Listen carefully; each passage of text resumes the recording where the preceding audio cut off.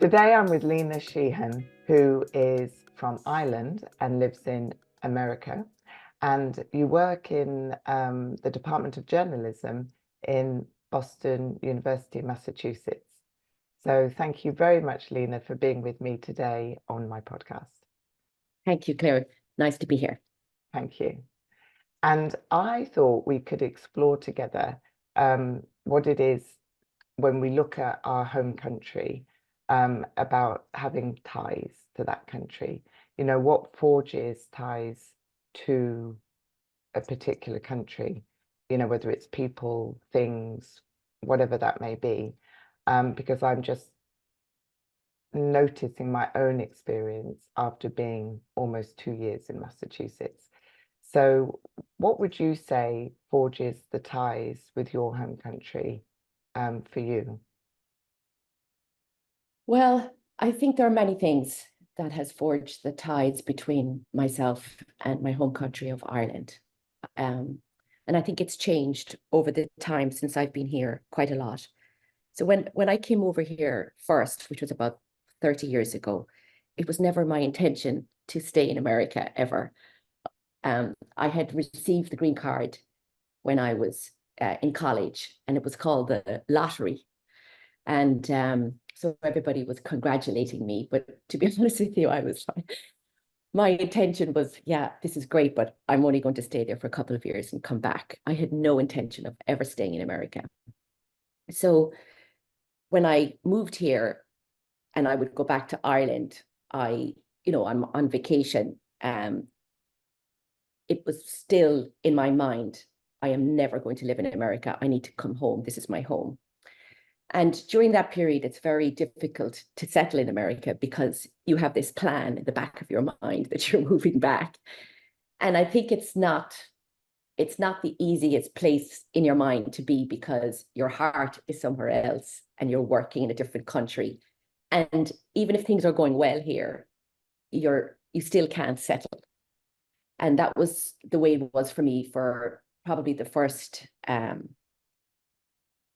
like 5 or 6 years. I was still planning on going back to Ireland. And I think it was, even after I met my husband and I got married and had kids, it was still intended to go back to Ireland. I said, I'm not raising my children here. Ireland is where I grew up.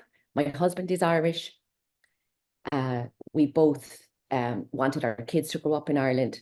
And so that longing was still there. And I think it was a little harmful because, like I said, it prevented me from settling. And, I was constantly had my eye on going back and settling back in Ireland. And sometimes when the girls, I have 2 older girls and I have 2 boys after that.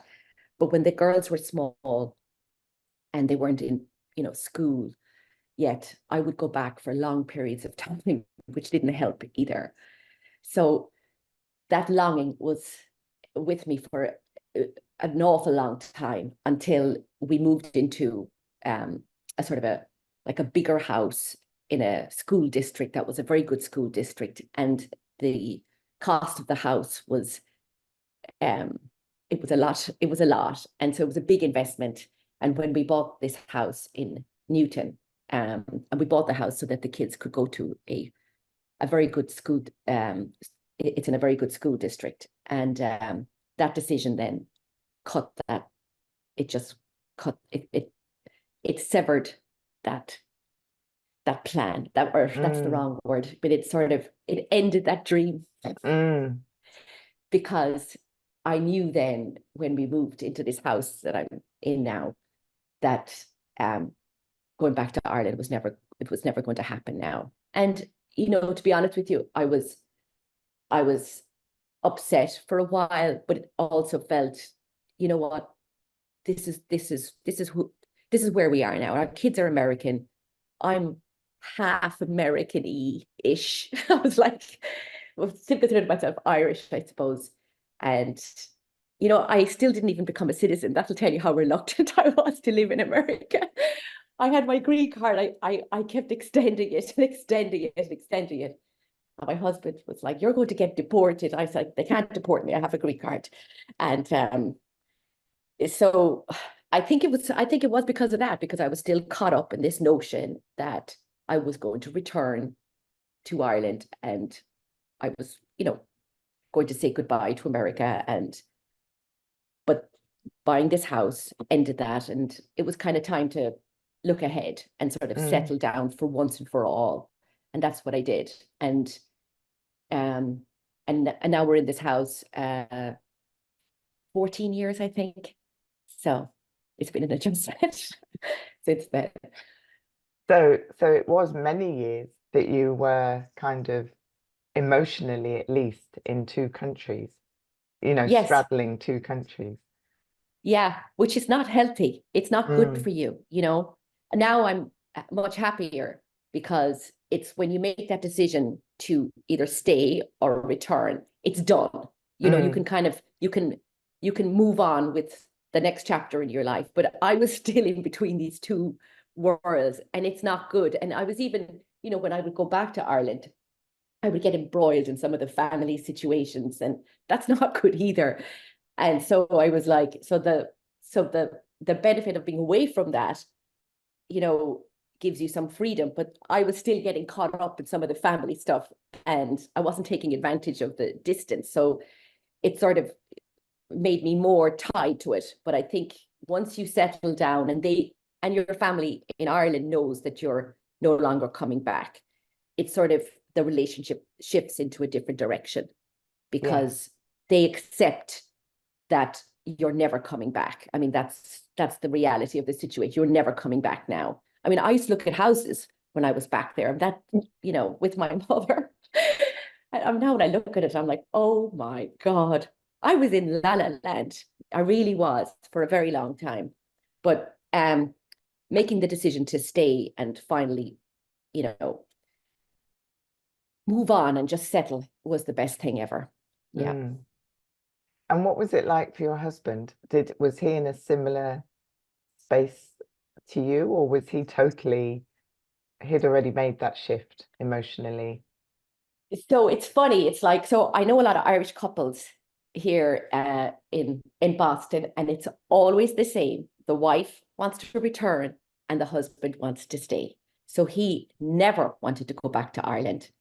And when I was going through my long stage of planning a return with the kids, he was, I think maybe he knew all along it was never going to happen, maybe, or he was just kind of going along with it. But he said to me that he would commute, for a couple of years if I did decide to go back, and I was, like adamant about it. He would commute, like he would come home to Ireland like every 6 weeks for 2 weeks and vice versa. I mean, the whole idea was cracked. I mean, it was never going to happen. But I think that was his way of kind of leaning into this idea that I had to kind of, appease me, I think, a little bit, because I was obviously going a little gaga being at home with the girls, and I felt kind of alienated, and I missed my family, and none of my friends were staying at home with their kids, you see. So it was a loneliness thing. It was, Mm. and of course, it was in my head. And of course, then when the girls got a little older and they went to school, and then I couldn't kind of do other stuff, and then it wasn't so bad at then. But he never wanted to go back to Ireland. No, never. And most Irish husbands that I know don't either. And did you and your husband come to America together? No, we met over here, not Oh, yeah. Yeah. I was out one night with some girlfriends, and we were having some fun, and we met a crowd of lads in a bar, and we started chatting them up, and that was this. And I met my husband Fergal in a pub. Not the most interesting place, but did you meet in an Irish pub or just a yeah, it was regular? actually. Yeah, it was an Irish pub. Well, at that time, they were all Irish pubs, even though they didn't look like an Irish pub that I would know of from home. They're like the Mm. American version of an Irish pub. It's not really an Irish pub. And yeah, we met there, and it was packed and it was great fun and we had a great night. But yeah, that's where I met him. And had you both already been in America a while? Yeah, he came over during the World Cup, the World Cup of '94. He came over and he he didn't go back. He sort of settled, but he had the green card before I did, and he's a year older than me. So yeah, so he was here like a year or two before me, and um yeah, so we were both here around the same time, Mm. roughly. And did he have a job that really, because I'm thinking, I see a parallel between you and me. Not that I don't have children, but the parallel in that my husband was really busy in his job, and I was finding my way, and I'm still finding my way. And if you were home with children and your husband's got a specific job, I think it's understandable that you'd have had the yearnings and the longings, because although I didn't particularly have a yearning and a longing to go back to England, I did have a yearning and a longing to understand where I belonged. But that's a good point. Yeah, his job was always he he's the main breadwinner in the family. He has uh, set up a very successful construction business, and so he was never going to be able to do that back in Ireland. You've sort of made a name for yourself here, and you have a clientele, and he's very good at what he does. So he's a success, and I saw myself as not being a success, and that things worked out better for him than they did for me. So yeah, I suppose that's why I wanted to return too. I just wasn't happy with the way my life was going. And, I went back to college and I did a master's when the kids were small. And I think that was an attempt to kind of find my way um, and I suppose kind of settle here too, because it was an opportunity for me to sort of do something different and keep my mind busy. But when I finished that, it's still the I still hadn't filled the gap that I was, I still hadn't found what I was looking for. That sounds like that U2 song. I still haven't found what I'm looking for.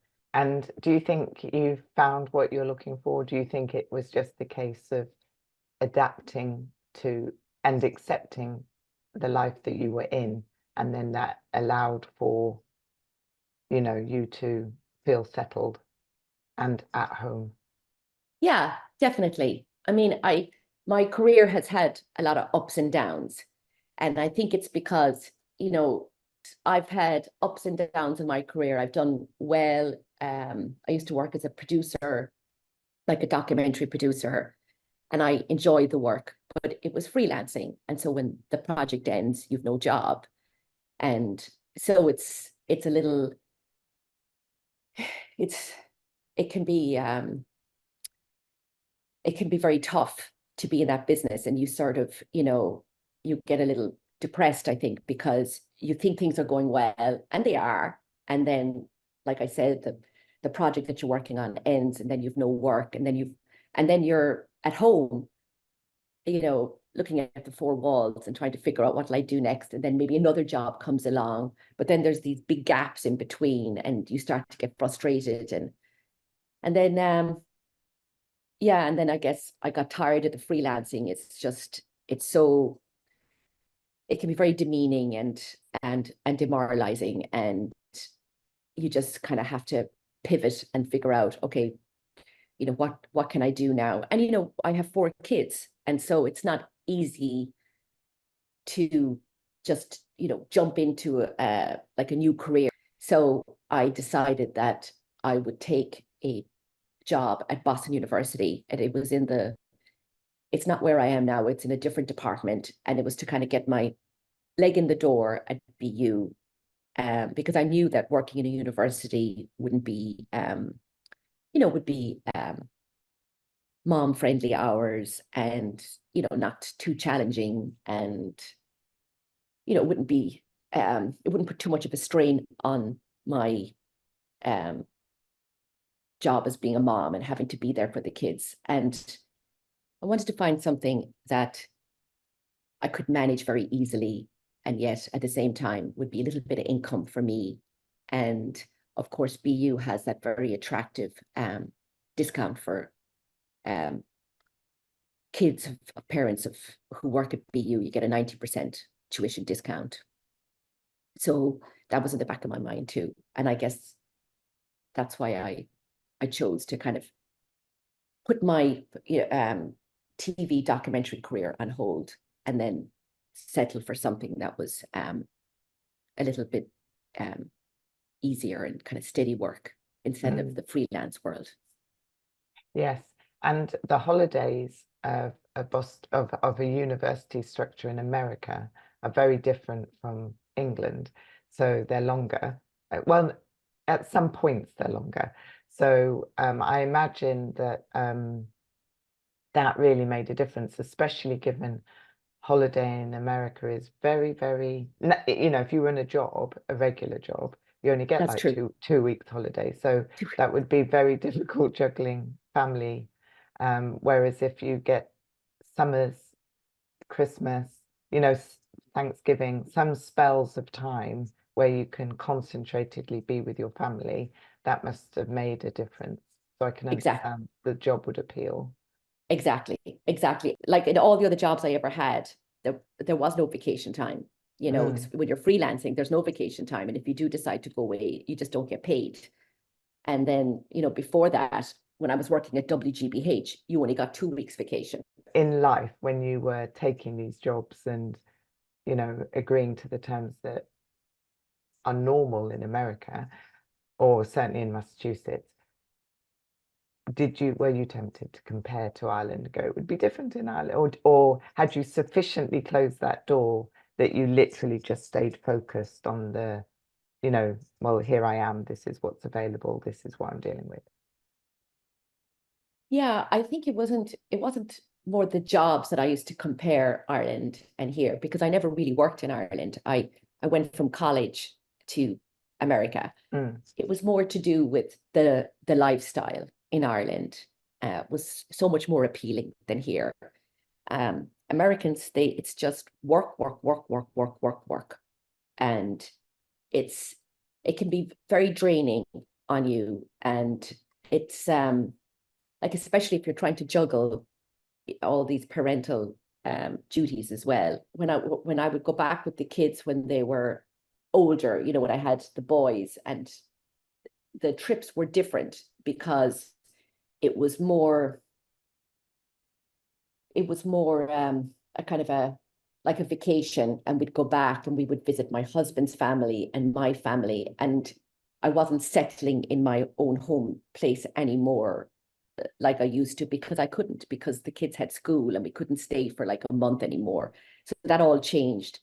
But when I would go back, and I would just find the lifestyle so much more, everybody just seemed so much more relaxed and easygoing. And, you know, they were like, nobody was rushing. When you're in a school district like Newton, the one we're in, the whole academic competitiveness starts to seep in as well. And so now you've got violin lessons, tutors, you know, academic advisors, you know, it's nonstop.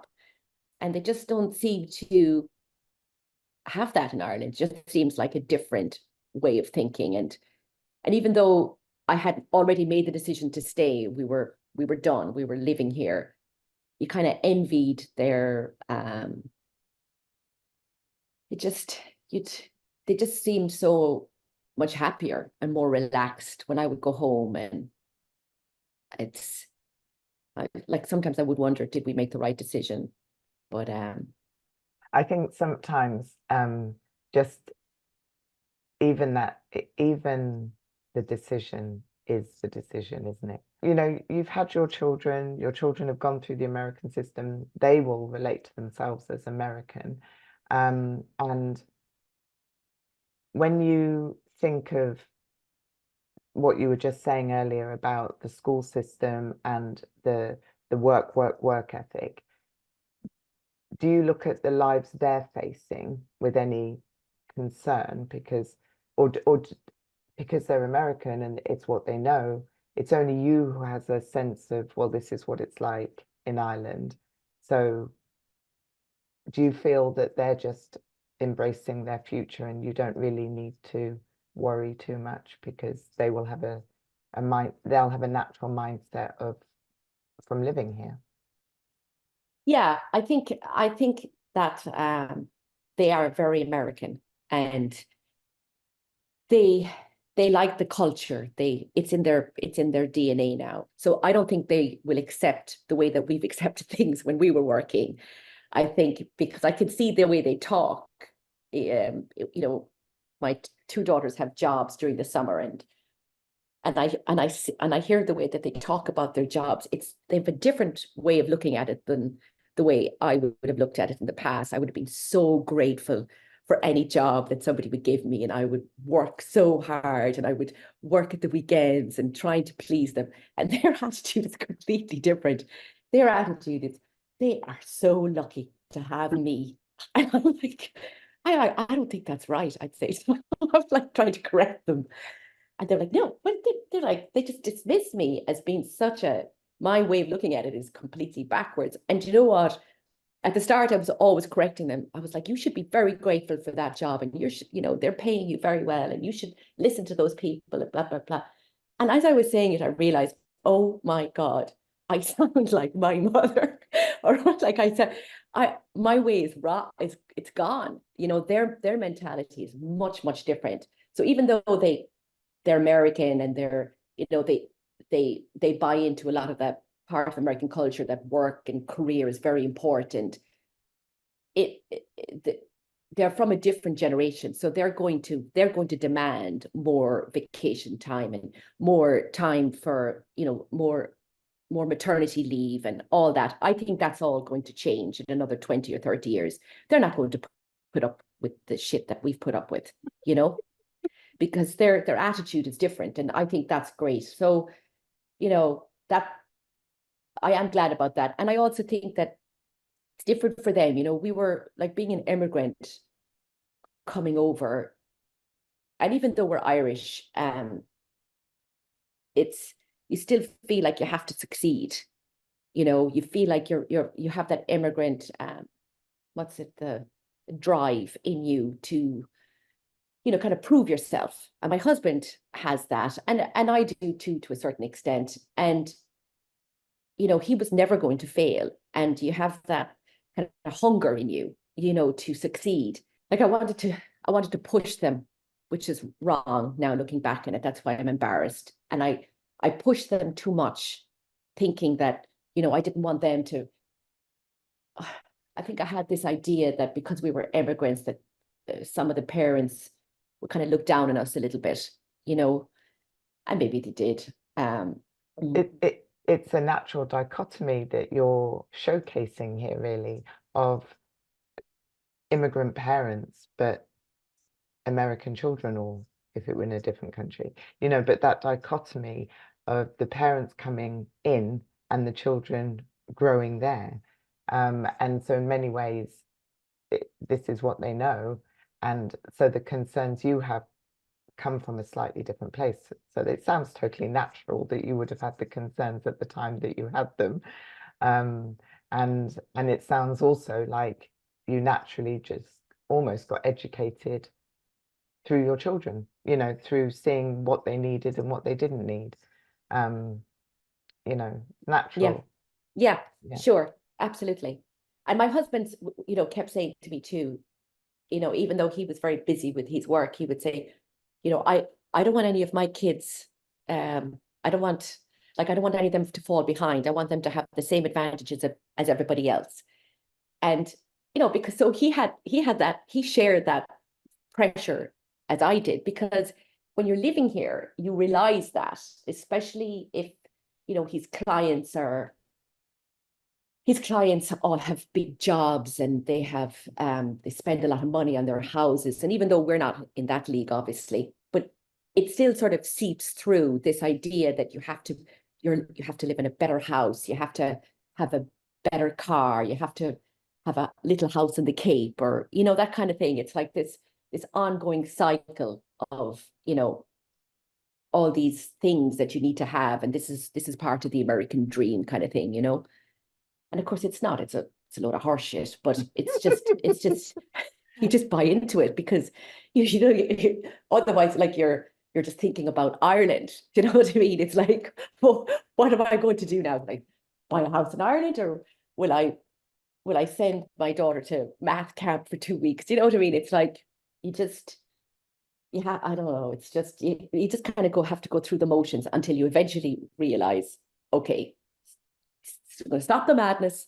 We've figured out this is the balance that I've decided on, and this makes me happy, and everything is fine. And that is what happened. I stopped I stopped with all that kind of craziness when I realized it was nobody was happy. My kids weren't happy. I wasn't happy. And but it is hard to ignore it.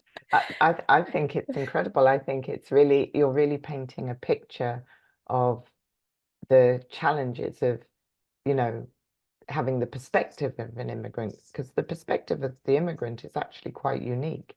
Because if you were just holiday making, you look in, but then you leave. But you're looking in, but you want to be part of it. You want to be part of a community. You want to, and especially if you have children, there's an even deeper need to, you know, you're being responsible and make sure they're feeling fully integrated in what's going to work for them.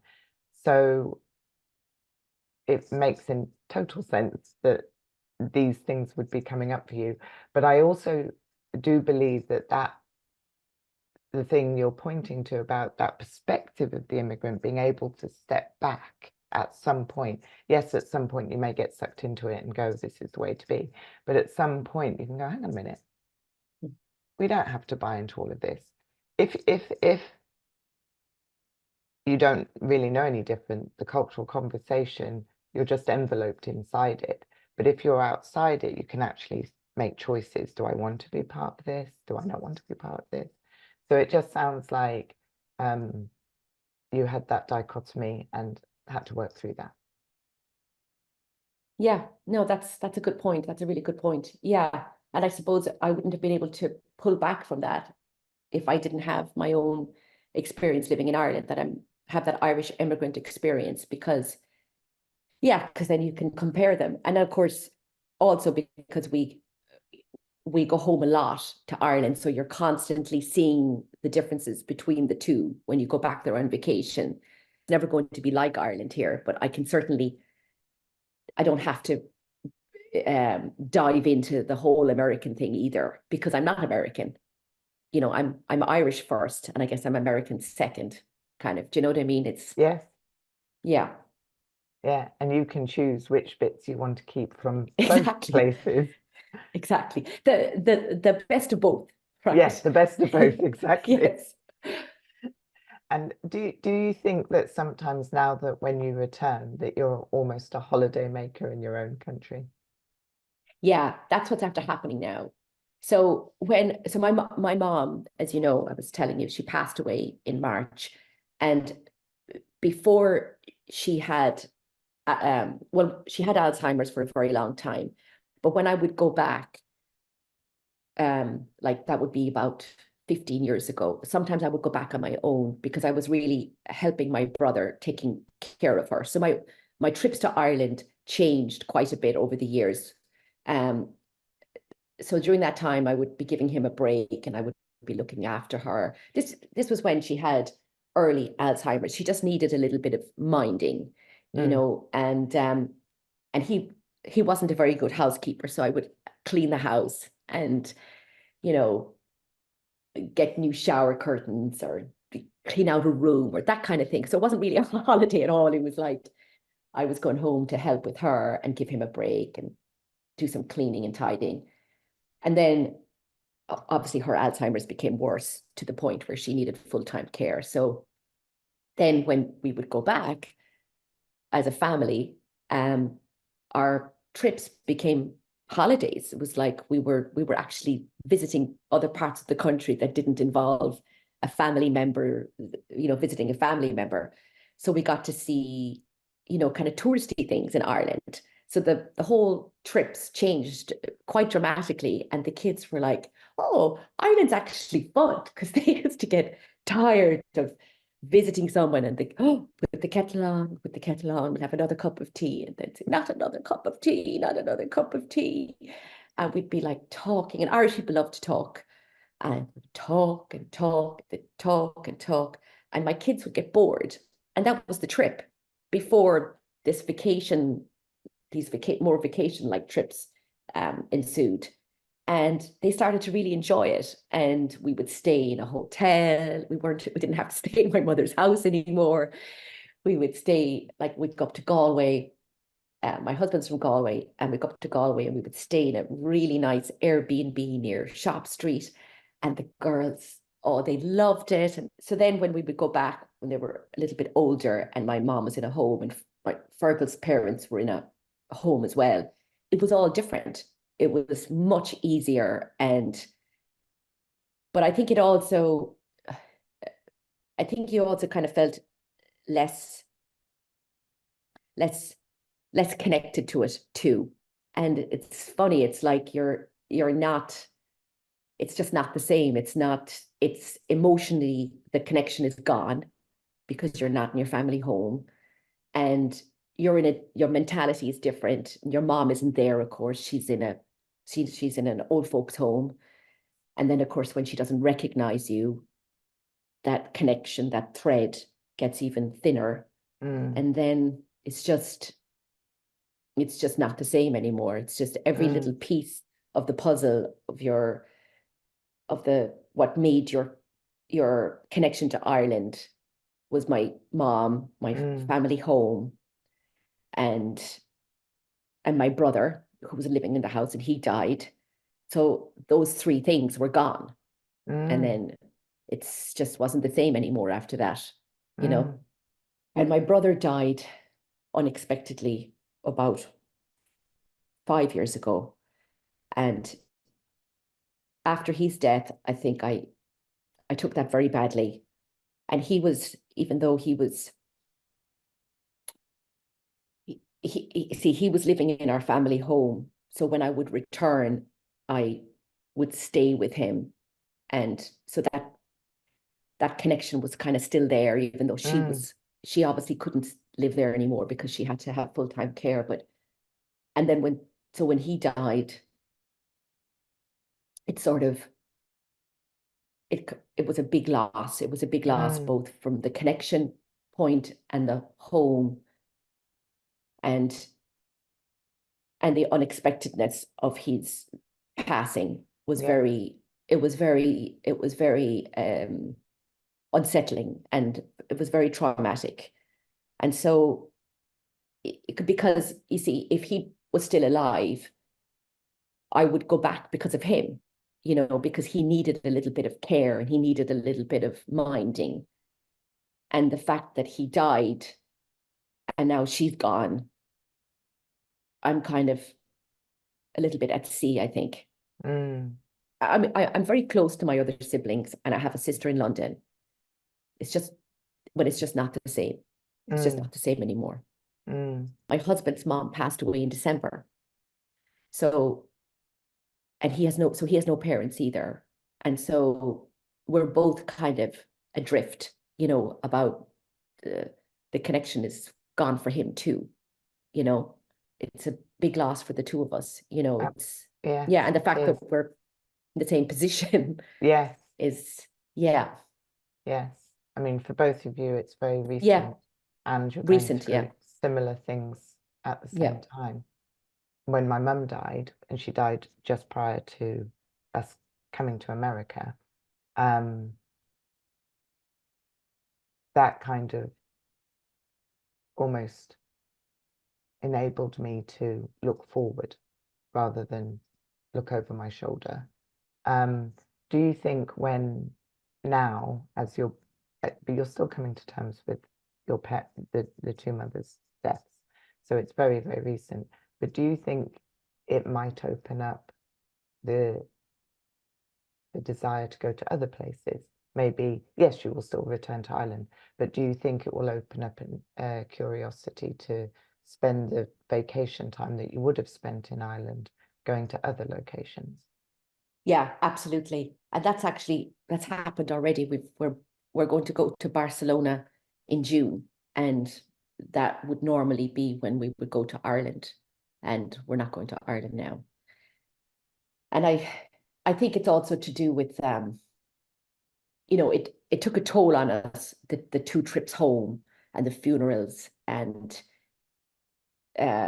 you see, just kind of we wanted to go somewhere completely different that we haven't been before. And of course there's a football connection too. I'm going with my husband and 2 sons, so I'm going to be the only one who's not interested in going to a football stadium. I'm definitely taking a break from Ireland, because going back for the 2 funerals within a short space of time took a big toll on him and me.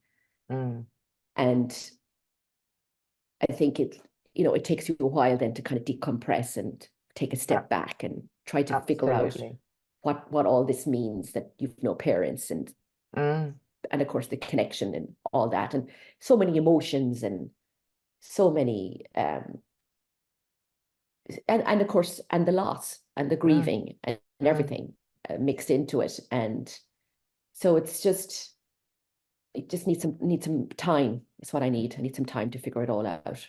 Absolutely. The death of the second parent is impactful in of itself, but the sense of being an orphan, especially older, is a weird conundrum. I remember a friend first sharing that with me when she was in that situation, and I've got a big imagination, and I still couldn't quite fully grasp what she meant. The moment my mother died, I understood what she meant, and I was like, it's quite an enormous space that you're suddenly in, and we need time to process and work through and journey through the thoughts that come up, and how we individually go through that time. So and that's why I asked about whether you're interested in going to other countries, because I think sometimes it's been healing for me to be in America, not because it's America, but because it's somewhere else. And and then when I have been home to my hometown, memories have resurfaced. If I walk a similar path, or do something that I would have done with my mum, or I see something that my mum would have talked about, a memory that I didn't even know was there will surface, and usually will bring comfort. So I think there's a time and a place, isn't there, for everything. And Barcelona offers lots of promise. It's a wonderful city to be in, and you can do a lot while they're at the football. There's massive. I love Barcelona. Oh, you do? I Yeah, love I'm dying Barcelona. to go. I'm dying to go. There is so much to see and do that you can comfortably do on your own if they're in the football matches. I'm looking forward to it. We just haven't sat down and booked the flights and worked out all the details yet, but so it's kind of hard to get super excited about it, but it is happening. I hope it is happening. I assume it's happening. It should happen. Yeah. It will happen. Okay, you promise. Yeah, I've decided for you. Okay. Yeah, I really thank you for exploring the ties with me, because I do think it's a confronting one, and it's a transition, I think. So I think you're very generous to have been raw and explained, how things are for you as a mum, as a daughter, as a sibling. It's very generous of you to have shared the spectrum of moving, what it takes to move countries and be an immigrant. And I want to ask you, on a lighter note, a question. I hesitated asking this question, but it's nothing to do with anything that we've talked about. But I've noticed that Americans who have Irish history, what's the word? Americans who have Irish ancestry or Heritage. if Oh yeah. Yeah. heritage, that's where I've noticed that Americans who have Irish heritage or Italian heritage take big ownership of that heritage. And I wonder, without us offending any Americans, how that feels for you, because, you know, I am the daughter of an immigrant, and well, one of my parents was an immigrant into England, and to me, as the child, I'm British, English, whatever, and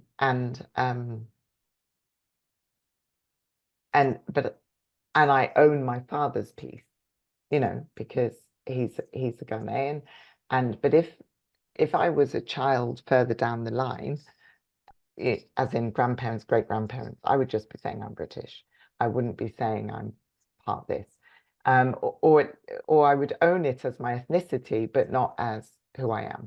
I'm just kind of curious how you look at the situation with, because I literally have friends here and they'll say that's the Irish in me, that's the Italian in me, that's the this in me. And I find it quite fascinating because they've never been to Ireland, they've never been to Italy. So I'm just a little bit curious on how you look at that. I don't like it, I'll be honest with you. I because it's for the same reasons that you've said. It's like people say to me, and I'm like, you haven't even been to Ireland. What does that even mean? It doesn't mean anything because your last name is O'Connor. Like we have nothing in common. And I obviously would never say that. I would never. I just smile Although and you nod. just have publicly. Yes, okay, fair point. I did just say that. It's just because it's nonsense. It's like they just say it, and it's it's sort of and it's their own idea of Ireland, which is based on what I'd like to know, because obviously they're not going to get into it because I think they wouldn't be able to even tell me which county they're from or which part of the country their grandparents are from, because I have done that. I have said, "Oh, really? Oh, really?" Now, only when I'm in a mood, and I start asking them questions, and then of course, unsurprisingly, they have no clue where their grandmother is from, and so the whole this idea of them being Irish is like it's based on nothing, and it's I find it very insulting. And I also think that they have this old idea of Ireland. Like that's the problem that I have with it. It's that it's based off their grandmother's viewpoint, which is like from the, before the war. And I'm like, I say to them, have you been to Ireland recently? Do you know that the Prime Minister is a gay man? And they're like, what? Like they don't even know. Do you know what I mean? They think they have this idea of Ireland and oh my grandmother and she used to drink her tea, and it's like they have this old view of it, and that's not Ireland anymore.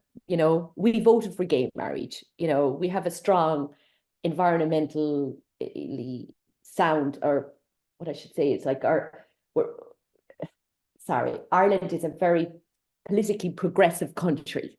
You know, it's it's very proud of its uh, pro climate action laws, and it's big into the environment, and it's big into protecting consumer rights, and it's all kinds of things that America isn't.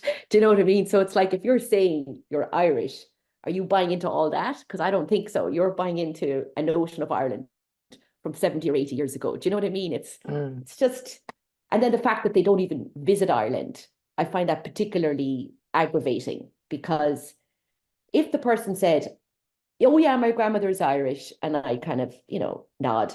But then if they actually said to me, yeah, I go back and visit all the time, and then I am more open-minded about the connection. I will entertain it. But generally speaking, it's not like that. It's the opposite. It's this crazy notion that for some reason we're the same. And they've actually said, people say that to me. Oh, I'm Irish too. I'm like, oh my God. Oh my God. I have to contain my anger. And because my husband says I'm not being nice about it, but he said, "Yeah, sure, what's wrong with it?" He said, "Sure, isn't it nice? Everybody wants to be Irish. Isn't that lovely?" I'm like, "No, it's not. It's not." Not, I said, to work hard at being Irish. I said, I grew up in Ireland, big difference. And so it's just, I get irritated by it, which I know I shouldn't, but it's just, if you want to say that you're Irish, at least learn about what it means to be Irish and try to keep it from, current times, like at least read up on what's happening in Ireland. Like for example, some people say to me, like Irish Americans say to me, "Oh, I'm Irish," and I say, "Oh, okay," and then they say, "Do you hate the English too?" I'm like, "What?" Yeah, they say that. Yeah, yeah. I said, "Excuse me?" I said, excuse me? Because I see it's back in this old idea of when, I guess, pre the Troubles or during the Troubles or, that kind of, and it's like, that's like 50 years ago, So I'm looking at them and I'm like, I said, I'm sorry. I'd say, listen, I don't know. I don't know if you know this, I said, but there was a peace agreement signed in 1998. And, since then, we've had peace in Northern Ireland. And I have sister lives in London, and I've loads of friends and family that live in England, and I have nieces and nephews. And no, there's no animosity between us. We get on very well. Thank you very much.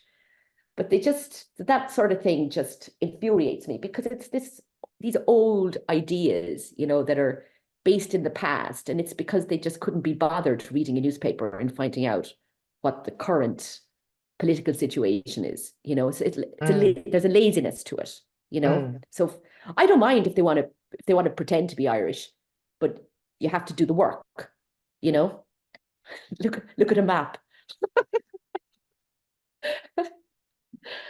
I think it's intended as a compliment to own the Irishness, maybe. Maybe. But at the same time, it totally makes sense that it jars if they say I'm Irish too. Yeah. It's not. So how can you compare? How can you say that you're Irish like me? Do you know what I mean? I mean, that's just insane. Yeah. I don't even consider myself fully American. You know what I mean? Which I know is that as an immigrant, we're not supposed to say that. I'm not really American. When they claim that if you become a citizen, you're not really American. But I actually believe that about myself only because I have an Irish identity as well. Do you know what I mean? Yeah, it's confusing, I guess. I'm neither here nor there.